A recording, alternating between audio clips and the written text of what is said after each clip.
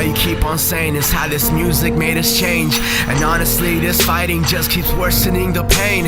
Dysfunctional relationships are the ones that say the same. But is it worth it to make you worth it? Yeah, my heart says you deserve it, yet you know that we should burn it. And right now I can't really word it, but maybe this is the best thing or that worst time of my life. I used to picture us together with some kids, a house, my wife, but it's just a fantasy, and I'm glad to see you really have found your way. Haven't talked to you in a couple days, and hopefully you're doing okay. And things happen for a reason, that's what you always say.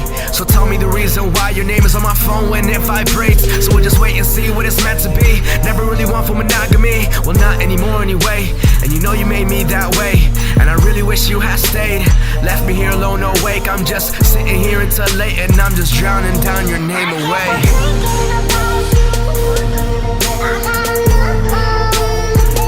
Can't stop thinking, can't stop drinking.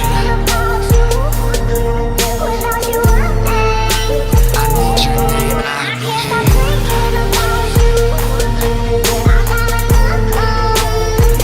Can't stop thinking, can't stop drinking.